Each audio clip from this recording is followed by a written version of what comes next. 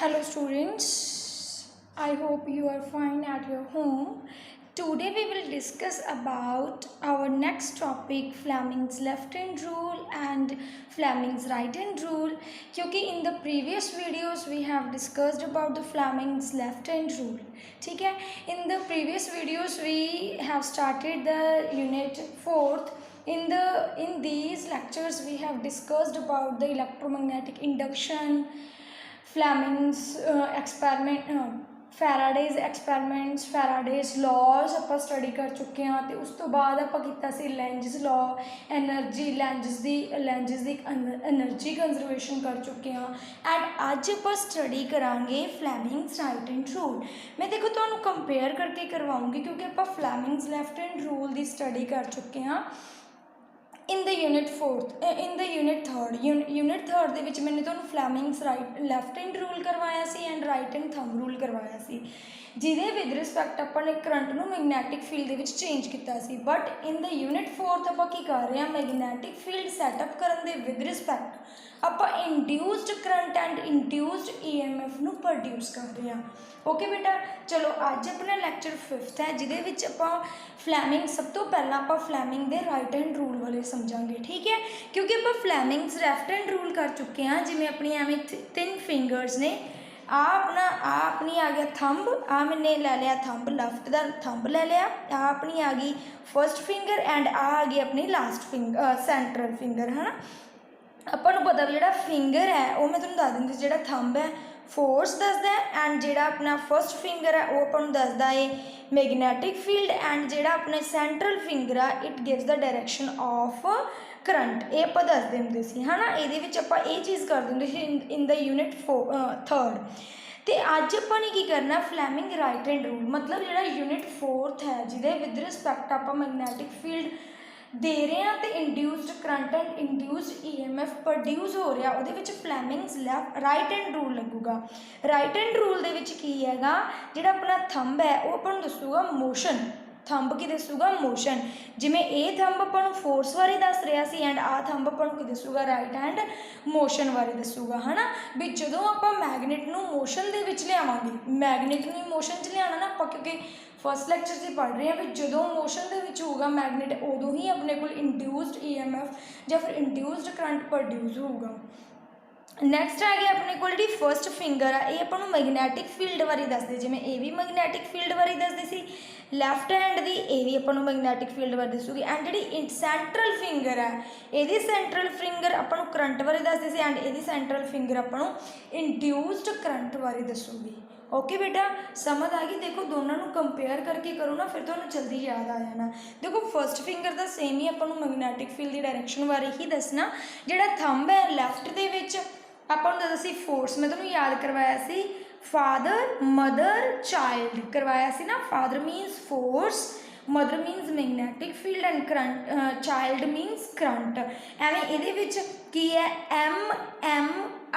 MMI ਹੈ ਨਾ, ਮਤਲਬ motion, magnetic field and induced current. ਸਮਝ ਆ ਗਈ ਗੱਲ ਮੇਰੀ। Fleming's left hand rule and Fleming's right hand rule. ਉਸ ਤੋਂ ਬਾਅਦ ਦੇਖੋ ਵੈਸੇ ਤਾਂ ਆਪਾਂ ਵੇਰੀਅਸ ਮੈਥਡਸ, ਕਾਫੀ ਮੈਥਡਸ ਕਰ ਚੁੱਕੇ ਹਾਂ ਵੀ ਫੈਰਾਡੇਜ਼ ਐਕਸਪੈਰੀਮੈਂਟ ਦੇ ਥਰੂ ਆਪਾਂ ਕਰ ਚੁੱਕੇ ਹਾਂ ਵੀ ਜਦੋਂ ਆਪਾਂ ਮੈਗਨੇਟ ਨੂੰ ਮੋਸ਼ਨ ਦੇ ਵਿੱਚ ਰੱਖਦੇ ਹਾਂ ਦੈਨ ਆਪਣੇ ਕੋਲ induced EMF and induced current produced ਹੁੰਦਾ ਹੈ ਨਾ। ਅਤੇ ਇਹਦੇ ਕੁਝ ਹੋਰ ਵੇਰੀਅਸ ਮੈਥਡਸ ਨੇ ਜਿਹਦੇ ਨਾਲ ਆਪਾਂ induced EMF and induced current produce ਕਰ ਸਕਦੇ ਹਾਂ। ਜਿਵੇਂ ਲੈਂਜਸ ਲਾਅ ਨੇ ਆਪਾਂ ਨੂੰ ਉਹਨਾਂ ਦੀ ਡਾਇਰੈਕਸ਼ਨ ਬਾਰੇ ਦੱਸਤਾ ਸੀ ਅਤੇ ਅੱਜ ਆਪਾਂ ਵੇਰੀਅਸ ਮੈਥਡਸ ਬਾਰੇ ਸਟੱਡੀ ਕਰਨੀ ਹੈ। ਦੇਖੋ ਫਸਟ ਮੈਥਡ ਹੈ ਵਾਈ ਚੇਂਜਿੰਗ ਦਾ ਮੈਗਨੈਟਿਕ ਫੀਲਡ। ਜਿਵੇਂ ਆਪਾਂ ਕਰਦੀ ਆ ਰਹੇ ਹਾਂ ਫੈਰਾਡੇ ਦੇ ਵਿੱਚ ਆਪਾਂ ਕੀਤਾ ਸੀ ਮੈਗਨੇਟ ਫੀਲਡ ਨੂੰ ਚੇਂਜ ਕਰਕੇ ਮੈਗਨੈਟਿਕ ਫੀਲਡ ਲਾਈਨਸ ਚੇਂਜ ਹੁੰਦੀਆਂ ਸੀ, ਮੈਗਨੈਟਿਕ ਫਲਕਸ ਚੇਂਜ ਹੁੰਦੀ ਸੀ ਜਿਹਦੇ ਵਿਦ ਰਿਸਪੈਕਟ ਆਪਾਂ ਇੰਡਿਊਸਡ ਕਰੰਟ ਨੂੰ ਅਤੇ ਇੰਡਿਊਸਡ EMF ਨੂੰ ਪ੍ਰੋਡਿਊਸ ਕਰਦੇ ਸੀ। ਅਗਲਾ ਵਾਈ ਚੇਂਜਿੰਗ ਏਰੀਆ, ਆਪਾਂ ਏਰੀਆ ਨੂੰ ਚੇਂਜ ਕਰਕੇ ਵੀ ਇੰਡਿਊਸਡ EMF ਪ੍ਰੋਡਿਊਸ ਕਰ ਸਕਦੇ ਹਾਂ। ਮੈਂ ਤੁਹਾਨੂੰ ਸਮਝਾਉਂਗੀ ਵਾਈ ਆ ਪ੍ਰੂਫ। ਫਿਰ ਵਾਈ ਚੇਂਜਿੰਗ ਐਂਗਲ, ਤੁਸੀਂ ਐਂਗਲ ਚੇਂਜ ਕਰਕੇ ਵੀ ਬਿਟਵੀਨ ਦਾ ਕਿਹਦੇ ਵਿੱਚ ਐਂਗਲ ਚੇਂਜ ਕਰੋਗੇ, direction of magnetic field and normal to the surface area A। ਮਤਲਬ ਤੁਸੀਂ ਐਂਗਲ ਚੇਂਜ ਕਰੋਗੇ direction of the magnetic field, मतलब मैगनैटिक फील्ड किधर नूं जा रही है, ਉਹਦਾ मोशन देखोगे, ਉਹਦੀ डायरैक्शन देखोगे and normal to the surface area. हुण ਇਹਦੀ एग्जाम्पल्स ने, एग्जाम्पल्स की ने देखो, पहली एग्जाम्पल तो आप कर ही चुके हैं भी motion of the magnet towards the coil, आप टूवर्ड्स द कॉयल लैके आते ਹੁੰਦੇ ਸੀ ना मैगनेट एंड वाइस वर्सा ਦਾ मतलब की है भी मैगनेट ਨੂੰ ਤੁਸੀਂ अवे फ्रॉम द कॉयल लैके जाओगे। नैक्सट है motion of the rectangular coil in the magnetic field, भी तुसी कॉयल आप सर्कल दे विच लैंदे हुंदे सी ना, तुसी रेक्टेंगुलर कॉयल भी ला सकते हो, उहदे विच भी मैगनैटिक फील्ड का मोशन करवा सकते हो। अगली की है भी कॉयल नूं रोटेट करवा के, अगर कॉयल नूं तुसी रोटेट करवाओगे तो भी तुहाडे कोल की प्रोड्यूस होगा magnetic field, magnetic field change होगा, दैन अपने कोल induced current and induced EMF produce होगा। नैक्सट इन्हां एग्जाम्पल के आधार पर मैं तुहानूं एक प्रूफ करवा रही हाँ, देखो ध्यान नाल समझियो। Motional EMF from Faraday's law, क्योंकि फैराडे लॉ इस चैप्टर के विच बहुत ही ज़्यादा इंपॉर्टेंट ने, तो प्लीज़ इन्हों मिस ना करियो, इन्हों दी सारिया वीडियोज़ तुसी देखनियां ने। मोशनल EMF फैराडेज लॉ तो ही करना आपने, है ना, तो की है अपने को, this is a motional EMF from Faraday's law. देखो ये मैंने की किया होया है, this is a conducting rail है, conducting rail and this is a PQ, जोड़ा आह वाला अपने को PQ है, ये की अपन एक रॉड रखी हुई है PQ, जी कंडक्टिंग रॉड है, कंडक्टिंग रॉड जिहदे विच इलैक्ट्रॉन्स हैगे आ, ठीक है। तो इनू मैंने किस तरह सैटअप किया होया भी मेरे को एक रेक्टेंगुलर कॉयल बन जाए, ठीक है। तो हुण जिहड़ा अपने को आह रॉड है कंडक्टिंग रॉड जिहदे कोल इलैक्ट्रॉन्स ने, उन्होंने मैं मूव करवाऊँगी with respect to the rectangular coil, मतलब left of the rectangular coil. जो मैं left of the rectangular coil करवाऊँगी दैन मेरे को रेक्टेंगल छोटी होंदी जाऊगी, जो छोटी होंदी जाऊगी दैन ये की होगा मैगनैटिक फ्लक्स भी घटूगा, मैगनैटिक फ्लक्स चेंज होगा, मैगनैटिक फ्लक्स चेंज होगा दैन अपने को की बनूगा, क्योंकि अपन की पता, क्योंकि जो अपने को ये अंदर मैंने मैगनैटिक फील्ड भी रखा होया, क्योंकि अपने यूनिट थर्ड के पढ़िया सी भी जो मैगनैटिक फील्ड है वो डायरैक्शन की होंगी आ परपेंडिकुलर टू द सरफेस, मतलब परपेंडिकुलर मतलब इनवर्ड टू द सरफेस, ये याद रखियो भी जेड़ा अपने को मैगनैटिक फील्ड है यूनिट थर्ड के आप कर चुके हैं, it is a perpendicular to the surface and it is an inward to the surface, inward to the surface याद रखो। जेडे आ मैंने क्रॉस लगाए हुए ने ये रिप्रजेंट कर रहे हैं मैगनैटिक फील्ड नू, मतलब रेक्टेंगुलर कॉयल दे विच अपने कोल की है मैगनैटिक फील्ड है, ठीक है। तो कंडक्टिंग रॉड्स में मैं ये विद रिस्पैक्ट मूव करवाऊँगी इन द रेक्टेंगुलर कॉयल, जो मूव करवाया with the constant velocity V, जो मैंने मूव करवाया दैन मैंने की देखा जो रेक्टेंगुलर कॉयल है वो छोटा होंदा गया with respect to the distance x, छोटा होंदा गया, मैगनैटिक फ्लक्स चेंज होया, मैगनैटिक फ्लक्स चेंज होया दैन अपन पता ही है कि प्रोड्यूस होगा इंड्यूस्ड करंट, प्रोड्यूस होगा induced current and induced EMF produce होगा, क्योंकि ये नाम तो ही पता लग रहा है भी मोशनल EMF मतलब की है भी मैगनैटिक फील्ड नूं तुसीं मोशन दे विच रखना है। देखो आ अपने को ends of the conductor P and Q, दोनों ends of the conductor and विच विचाले अपने मैगनैटिक फील्ड नूं रखा हुआ, ज्यों-ज्यों मैं जी रॉड है लैके जाऊँगी मैगनैटिक फील्ड लाइनस मेरिया चेंज होंदी रहनी, मोशन जाऊगा वो, मोशन जाऊगा दैन अपने को की प्रोड्यूस होना है इंड्यूस्ड EMF। देखो मैंने थ्योरी दे विच इस तरह ही लिखा हुआ है, the EMF induced across ends of conductor due to its motion in a magnetic field is called motional EMF ends of the conductor P and Q, this is a conducting rod जिन्होंने अपने move करवाना है due to the motion of magnetic field, आप motion करवावांगे वह then अपने को की प्रोड्यूस होगा मोशनल EMF, मतलब जो रॉड नूं मूव करवाया मैगनैटिक फील्ड चेंज होया तो चेंज मोशन के विच ही हो रहा ना, दैन उन्होंने क्या अपने मोशनल EMF, ये नाम तो ही पता लग रहा। देखो मैंने आपको दसता भी कंडक्टर है एक PQ जिसकी लेंथ अपने लै ली L, लेंथ अपने L ली हुई है, free to move on U shaped, देखो U शेप्ड है ना conducting rail in a uniform magnetic field as PQ is moves towards left with the constant velocity V, it is placed in uniform magnetic field perpendicular, मैं बताता तो perpendicular to plane of the paper towards inward, as PQ moves towards left of the area of the flux, जो left of the area जाऊगा then PQRS decrease हो रही है, जो इधर ਨੂੰ मूव करूगी PQRS डिक्रीज़ होगी, जो डिक्रीज़ होगी दैन अपने को मैगनैटिक फील्ड चेंज होगा, मतलब वो भी डिक्रीज़ हो रहा है। इंड्यूस्ड EMF सेटअप हो गया across the ends of the conductor PQ due to this current flows in a circuit along the path PQRS direction of in ਤਾਂ ਹੁਣ ਆਪਾਂ induced current ਦੀ direction ਕਿਸ ਤੋਂ find ਕਰ ਸਕਦੇ ਹਾਂ by a Fleming right hand rule ਜਿਹੜਾ ਮੈਂ ਤੁਹਾਨੂੰ ਕਰਕੇ ਚੁੱਕੀ ਹਾਂ। ਸਮਝ ਆ ਗਈ ਗੱਲ ਮੇਰੀ? ਇੱਕ ਤਾਂ ਐਵੇਂ ਤੁਸੀਂ ਐਕਸਪੈਰੀਮੈਂਟ ਦੇ ਥਰੂ ਮੋਸ਼ਨਲ EMF ਪ੍ਰੋਡਿਊਸ ਕਰਵਾ ਸਕਦੇ ਹੋ। ਓਕੇ ਬੇਟਾ, थोड़ी जी डेरिवेशन है, देखो डेरिवेशन ध्यान नाल देखो, अपन नूं पता है as we know that phi is equal to B A, आप कर चुके हैं। Phi is a magnetic flux, B is a magnetic field and A is a area, है ना। तो अपन नूं पता भी area is a length into breadth, length is a L and breadth is a X. Then मैंने put किया BL(x) according to Faraday second law, क्योंकि फैराडे लॉ तो ही करना। E is equal to minus d(φ)/dx dt minus d/dt अपन ने की put करता BL(x), phi की वैल्यू पुट करती, BL मैगनैटिक फील्ड भी यूनीफॉर्म है, लेंथ भी कॉन्स्टेंट है। दैन अपने को क्या गया dx/dt, मतलब कि आ गया अपने को BLV। ये नैगेटिव साइन क्यों आया? क्योंकि नैगेटिव साइन की है ज्यों ज्यों आप लेफ्ट टू द कॉइल जा रहे हैं अपने को की हो रहा है डिस्टेंस घटती जा रही है, डिस्टेंस घटती जा रही है मतलब वेलोसिटी घटती जा रही है। तो इंड्यूस्ड EMF नूं आपां ने लिखता BLV। जिहड़ी ये BLV आई है, B is a magnetic field, L is a length of conducting rods and V is a velocity is known as motional EMF because induced EMF is produced due to the motion of conductor. अपने जो conductor में motion के लिया then ही अपने को produce होया induced EMF। This is known as motional EMF। Next experiment आ गया मोशनल। हुण अपने अगला नैक्सट करना है ये नाल ही motional EMF from Lorentz's law force and energy consideration.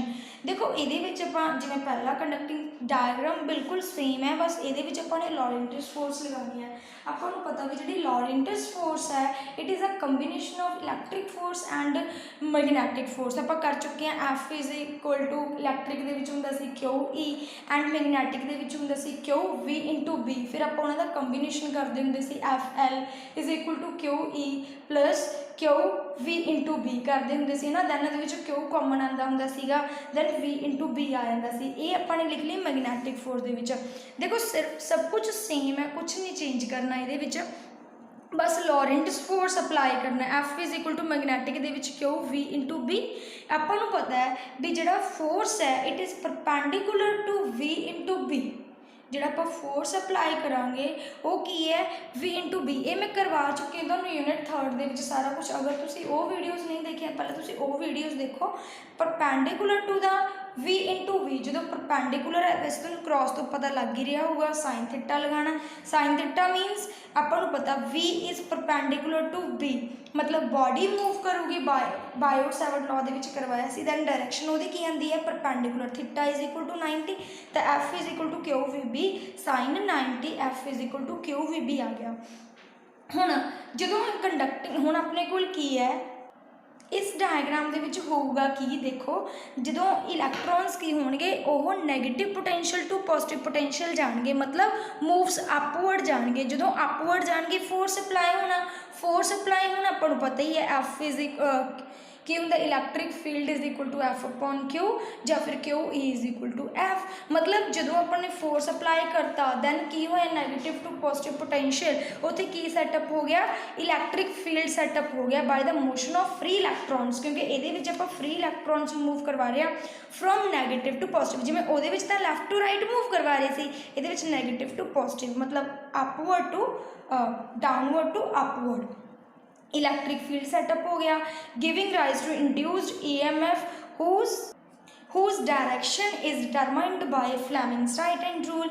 अपन पता ही है E is equal to F/Q होंगे। पहला मैगनैटिक फील्ड कढ़ लो तो फोर्स कढ़ ली एंड फिर अपन इलैक्ट्रिक फील्ड का फोर्स फॉर्मूला लगा लिया E is equal to F/Q, क्योंकि as we know that F is equal to QE होंगे। पुट करता QVB/Q आ गया अपने को कला की आ गया E is equal to VB आ गया। हुण की है अपने को अपन पता भी जो बॉडी कंडक्टिंग रॉड Q तो कि गई P ਦੇ ਵੱਲ ਗਈ, then ਆਪਣੇ ਕੋਲ negative to positive potential setup ਹੋ ਗਿਆ। The potential difference between Q and P of the conductor is V is equal to EL, ਕਿਉਂਕਿ ਆਪਾਂ ਪੜ੍ਹਿਆ ਹੋਇਆ ਪੋਟੈਂਸ਼ੀਅਲ ਗ੍ਰੇਡੀਅੰਟ ਪੜ੍ਹਿਆ ਹੋਇਆ ਨਾ, E is equal to minus dV upon dr ਪੜ੍ਹਿਆ ਹੋਇਆ ਆਪਾਂ ਨੇ।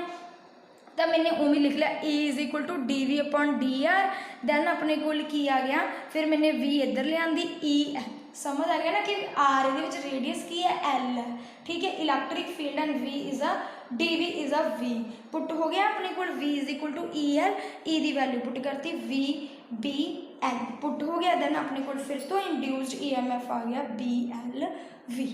समझ आ गई मेरी गल। ਇਹ ਤੁਸੀਂ ਐਵੇਂ ਫਾइंड आउट कर सकते हो, मतलब बाय अप्लाइंग लॉरेंटस फोर्स भी ਤੁਸੀਂ मोशनल EMF फाइंड आउट कर सकते हो by the moving of electrons, moving of free electrons in the conducting rods.